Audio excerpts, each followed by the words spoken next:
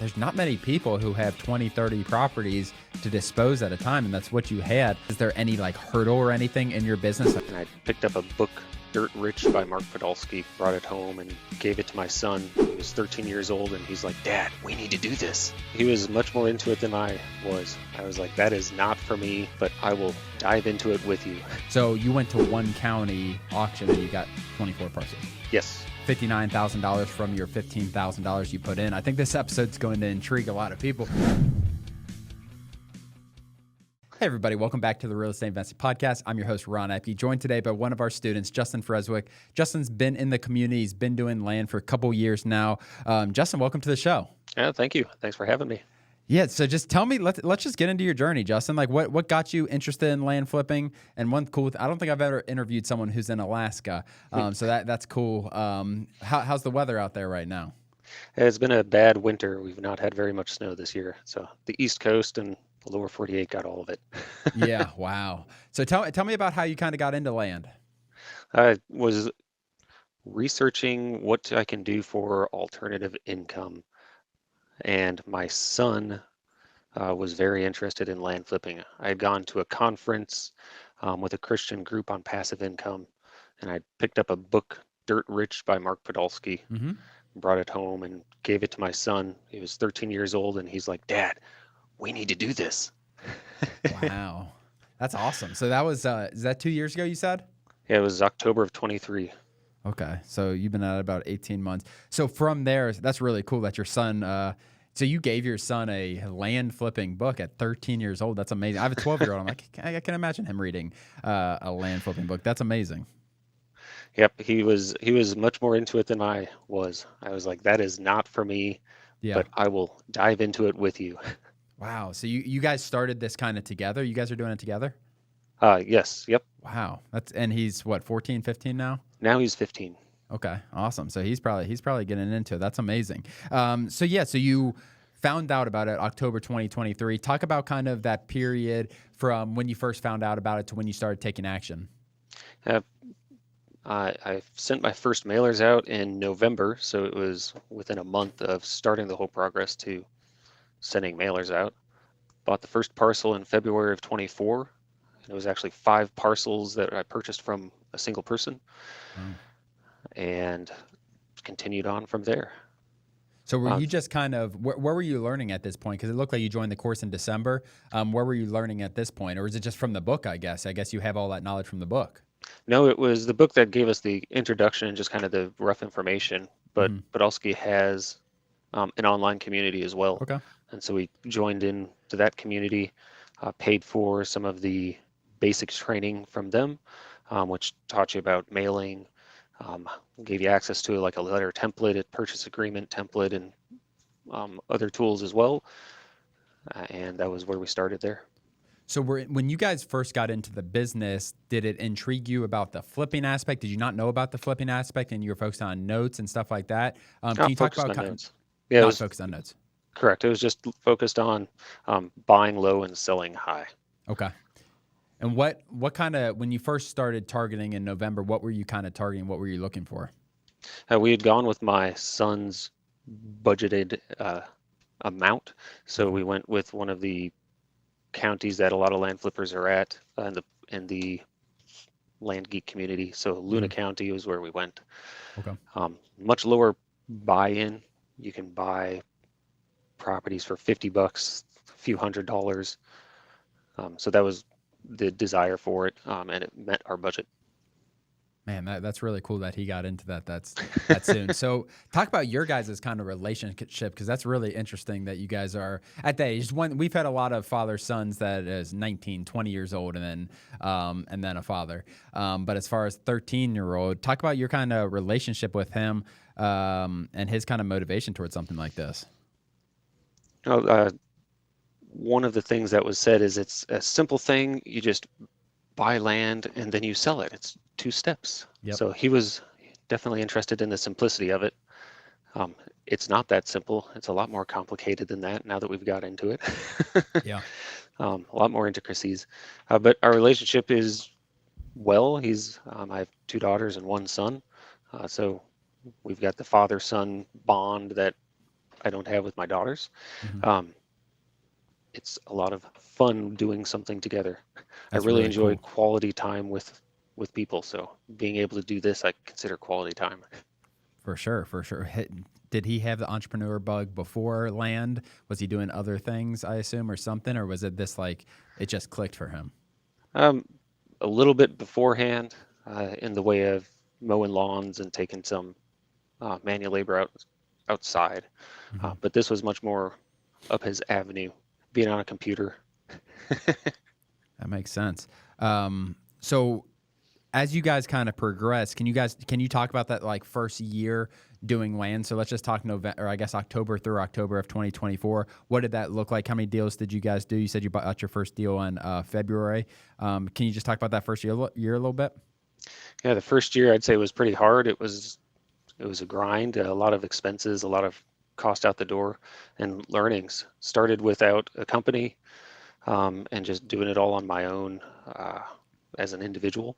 Hmm. So then I ended up starting an LLC, which required a lot of learning on what needed to be there and how to set everything up. So it's just a huge learning experience.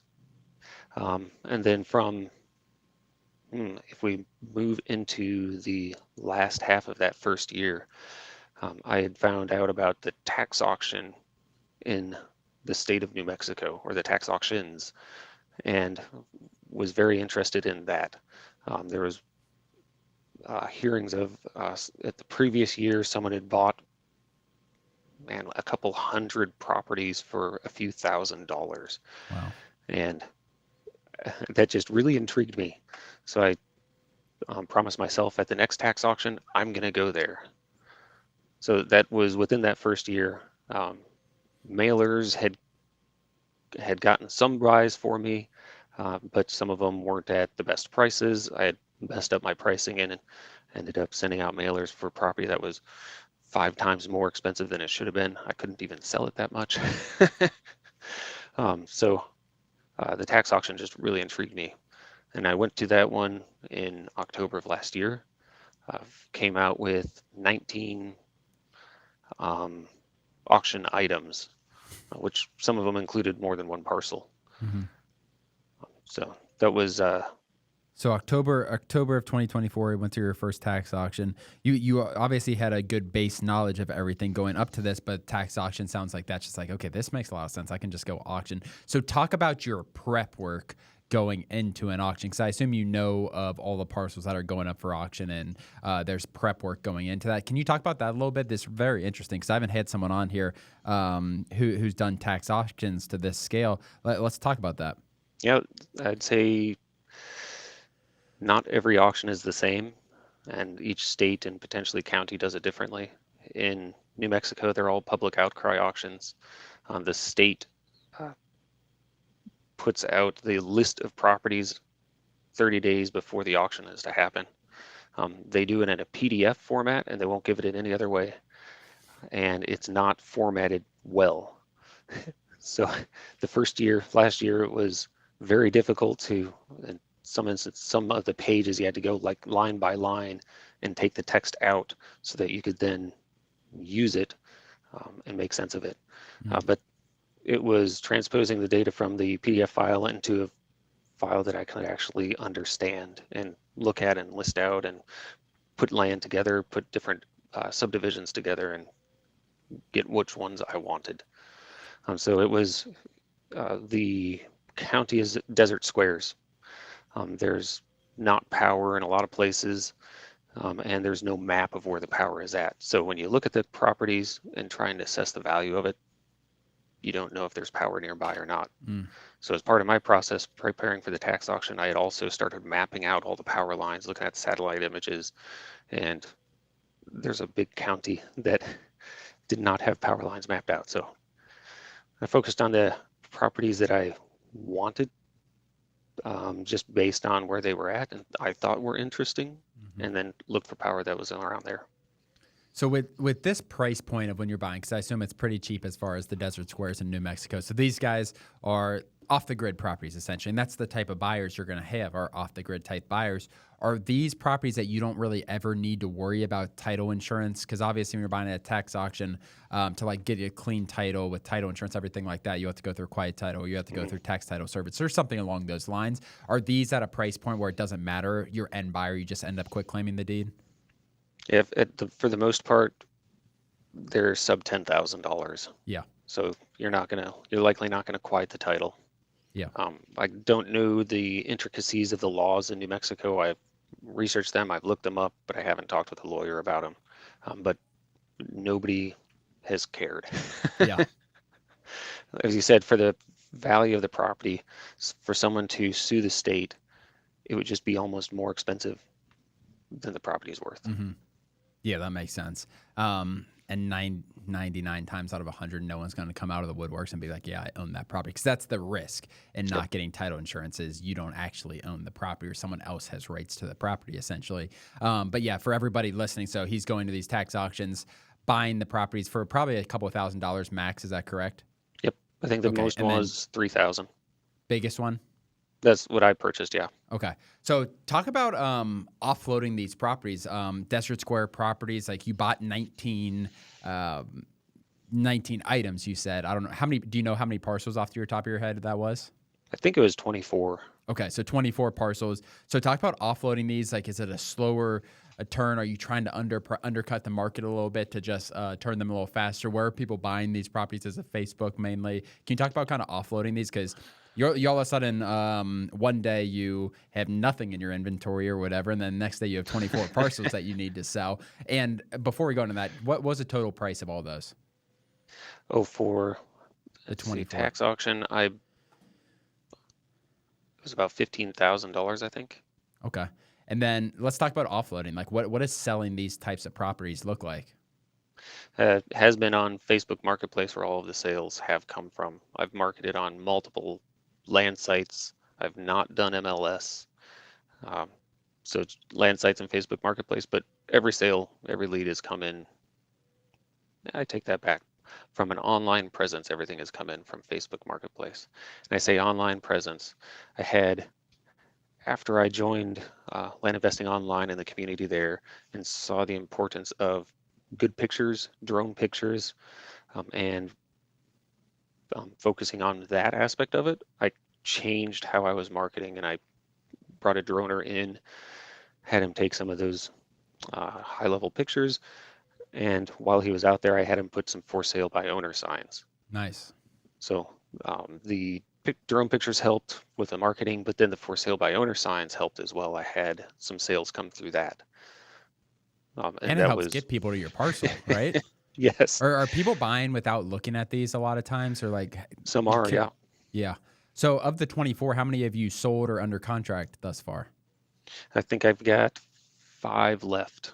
Wow. That's pretty quick for those type of parcels. So you bought all 24 for $15,000. What have you netted thus far? Like how much money have you had come in thus far? Cash, I've had just over 18,000 come in. And then still and then 5 to go. Term sales, because I've got owner finance terms out there. The notes from the tax auction is $41,000. Wow. That's awesome. So yeah, you've $59,000 from your $15,000 you put in. I think this episode's going to intrigue a lot of people. So I want to caveat something. It's a gamble. Yeah. You don't know if you're going to get any properties. Someone else might be there and bid up. If you haven't done your research on the property, there might be something about it that you just don't know. Mm-hmm. So it's definitely a gamble. It's not just a good win. Yeah, and it's so for New Mexico, is it the whole state doing it at once, or is it each county? It's per county. Per county, okay. Yep. So you went to one county auction and you got 24 parcels. Yes. Wow, that's really cool. Where's your son fit into all this in terms of? I know I've asked you a lot about that. Where does he fit in terms of his role within all of this? Are you guys kind of doing everything together? What does that look like? He took about a year break shortly after we started. So he was not participating at that point in time. But since then, and towards the beginning of this year, he came back in and has been on the disposition side. So I've passed all the sales over to him, and he's made, let's look at the board, Yep, this month he's made, I think, 4 sales. Nice. That's So awesome. that's been very helpful because I was getting slammed. Wow, that's a good skill set for him too. As far as, I mean, you're selling a decent sized asset for sure. That's really really cool to hear. So what's kind of next, Justin? Are you trying to do, or is that going to be your niche as far as staying in, like, you like the desert squares, like high volume? But just curious, kind of what's next as you scale this business? Is it just a higher volume? uh, yeah, I don't necessarily think a higher volume is my desire. Hmm. I like a higher quality than volume. So I've been cold texting to multiple states and haven't made a buy yet through that, but it sure feels like I'm getting close. Yeah. Yeah, I've But seen. I do, I feel like I've reviewed a ton of your deals yep. on calls and stuff like that. So yeah, I'm sure you're really close with that. Are you still? What's your auction plan? Yeah, I was going to say I still plan on going to the auctions this year for Luna County. They had a surprise one. I say surprise because they've typically been in the fall or Hmm. the winter time at the end of the year, um, in March. So in this month, at the beginning of March, we found that they had posted an auction for middle of March. So I had about 2 weeks preparation time. I couldn't make it down to the auction myself, but I had some family that was going to be in the area, so I sent them to the auction on my behalf. Hmm. So I did the same review of the properties, told them which ones I wanted to buy and what the maximum bid was, and I came out of that one with 9 different parcels. Ever wondered how land investing can be the fastest path to financial freedom? I break it all down in my new book, One Lot at a Time. I'll show you exactly how to find, buy, and flip land for huge profits without dealing with houses, tenants, or any crazy renovations. It's simple. This is the book that I wish I had when I first started. If you're ready to take control of your financial future, grab a copy now. One Lot at a Time by Daniel Apke. Find it at your local bookstore or on Amazon.com. Nice. What How many people are at these auctions typically? They have about 50 maybe. Hmm. And are you one of the higher volume people in terms of there, or are there some people who just take everything up? I'd say I was a surprise in October of last year for the other land flippers that were there. Interesting. And you did your research and everything, so you kind of knew. But I assume everybody typically, if they do their research, you'll come out okay on those places, I would assume, right? Yeah, from the land flippers that are there, they'd done their research, yes. Hmm. And there's one guy that I met there. He's been doing this since the 90s. Yeah. So all the state people knew him, and he knows the area. He could look at one and be like, "Yep, I know exactly where that is." That makes a lot of sense. So, do you live in Alaska full time and you're flying into Mexico for those? What does that look like? Yep, live Alaska full time. And Flying for the auction. That's really, really cool.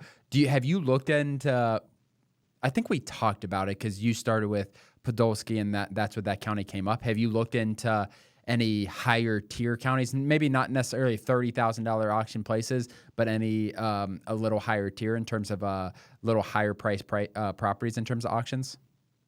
I've considered more auctions in New Mexico, Yeah. and there are definitely some higher priced areas. Yeah. Have But you? I haven't Are haven't you been to any planning of on them doing yet. any or not? Not to this point. Likely will be going to one of them, yes. Depends on when the timing is because flying in from Alaska, it takes a day to travel there, a day to travel back. So just to attend a 1 day auction is almost a week. Wow. Yeah, And I that work makes a sense. full-time W-2 job as well, so I'd have to take time off of that. Yeah, talk about your what what's your like the balance of all of that. What do you do for a job? I'm in IT Okay. or oil and gas. Okay. Has any of that knowledge or your college background, anything like that, been valuable in coming over to land business, or did you have any other entrepreneur experience before this? Not much entrepreneurial experience before this, no. Yeah. But from my background, I'd say in putting systems in place and trying to put in some automations so that me being a one-man team for a while there, I can still get a lot done. I wake up early in the morning and work before my W-2. I go to my daytime job, um, finish that, and then try to not work land at night but it still flows in. It finds its way in there. Because you got a lot of I mean, I guess your son's doing, which is awesome. But as far as like, there's not many people who have 20, 30 properties to dispose at a time. And that's what you had. I don't know what your current inventory looks like, but when you're doing those size properties and buying that many at once, like you have a lot of properties going through the pipeline and you always are kind of reviewing for those auctions. Is that something, is system wise, is there any like hurdle or anything in your business? Like, I got to fix this. I got to make this more systematized. Or overall, you've kind of done a good job with those systems? I'd say I didn't start well doing good with the systems, but I've implemented a lot of changes. I got the CRM from your team and put that into place, and I was kind of then balancing between two different CRMs. I had my old one that I had a VA set up, and then I had the one that you guys had put together. I really liked the one you had put together, so I ended up automating the migration from the old one into the new one. So prep all the fields in the old one and then just click yes, migrate, and poof, everything popped over into the other one. There you go. There's the IT background helping out with this for sure. Interesting. That's really, really cool. So let's get into your cold texting, because you've been doing cold texting a little bit. You've obviously just kind of another marketing strategy essentially, because one of your marketing strategies is the auctions, and that's going well, obviously. Talk about your cold texting a little bit. What are you going after? Is there anything different, or just kind of going by what we teach? Going by what you guys teach, and then going for, I've got some funding available, and I got access to some funders on my family side.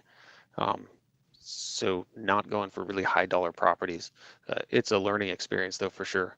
I haven't done any closing yet. So like a double close, trying to do that is a learning experience. Looking at a subdivide is just a learning experience. So it's a lot of knowledge that I just don't have yet. Yeah, you'll get it for sure. How long have you been doing the cold texting? What volume also? We started in December, and I'm working up to about 8,000 texts a month. Okay. And this is a completely different area than what you're doing right now.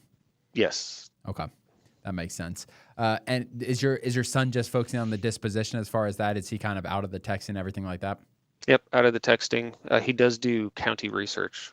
So I showed him the fields that I needed to know, what data I wanted to know, and said, go for it. And so he goes through and does all the county research for me and preps that information. And I've showed him how to pull data out of the land portal, how to filter it out. And so he can also now pull it out and upload it into the CRM or the Airtable. And our cold texting VA can then just take it directly from there. So are you someone, Justin, who has like did you set goals for 2025 in terms of revenue goals, everything like that? And what does that look like? My goal is to not have to work. So at my W-2 job, I enjoy the work, but I don't want to have to work. So my goal is to just replace my income. Yeah. And you want to be able to do that in 2025? Yes. What do you think, like, that freedom, even if you're not separated from your W-2 job and you keep the job, like what would that freedom of, like, is that just a mental kind of freedom in terms of like, yeah, I don't need to rely on this. If I were to get fired tomorrow, like I would be okay. I talked about that, what that kind of weight off your shoulders would do for you. I'd say it's setting us up for the future. We have 3 kids. Next year, they'll all 3 be in high school. So we'll have about 4 years left before, or sorry, that's this school year, next school year. 4 years left before we're empty nesters. Yeah. They have plans of going all over the world, college in Europe, college in the lower 48. So for my wife and I, we want to be able to not be tied down to any specific geographic location. Yeah. Kind of desire to be digital nomads. That's so awesome. Land flipping would allow us to do that. Do you think that's a realistic goal this year? Like, I mean, to me, like based on what you're doing, like I think once you get that first texting deal, I think it's just kind of the floodgates are going to open, and you've been resilient with it for sure and very consistent. I don't see any reason you can't hit that goal this year. Is there anything like in your way? You talked a little bit about like some knowledge that you just need to kind of learn about some of the knowledge. But is there anything in particular kind of getting in your way in your mind? Probably myself. I just tend to overanalyze everything and not take action until I know all of the details. So I'm holding myself back. Yeah. Where did you initially come up with the idea of going to auctions? You just heard it somewhere? Because it sounded like it was just like you heard it and like, okay, this makes a ton of sense. It was a light bulb kind of moment in your head. Was there anything else that pushed you towards those auctions? No, nothing else really pushed me towards it. Heard them. Yeah. They sounded interesting. My grandpa was an auctioneer in Montana at farm auctions. So just auctions themselves have interested me. Mm-hmm. Your journey's been cool as far as like going from obviously learning somewhere else. You're holding some notes too, so you have some cash flow, which is really nice. Yep. And then you obviously went to the auctions and you're cold texting as well. What advice would you have for someone looking to get into this business? Because obviously you're not one who you didn't really go. There's not like a linear path, I wouldn't say, but you just you learned and you've adapted so well. But any advice for someone kind of looking to get into this business? Be prepared for a lot of learning. Yeah. Do your research, but make sure you take action. Yeah. Don't let yourself hold yourself back. It's a good point. And like you said, like you're not a historical entrepreneur or anything like that. You just adapted and learned, and it's very commendable for that. Because some people get into this or don't get into this business because they think they have to be like a natural entrepreneur. If they don't come from a wholesaling background or something like that, they're not going to be successful. And there's so many different examples of like, yeah, that's not true. But do you think it's helpful to have that entrepreneur background, or is it just kind of like you seem to make it work just fine? It's probably helpful to have it, but you can do it without it. 100%. Well, Justin, I really appreciate you coming on. I'm excited to see what your 2025 looks like. Guys, Justin's in our Discord. He's very active. He's in all of our most of our members' calls. Don't want to hold him to that, but he's in a lot of our calls, very active in the community. Thank you so much, Justin, for coming on. If you guys are watching on YouTube, hit that subscribe button below. We'll see you guys next time. Yep. Ciao.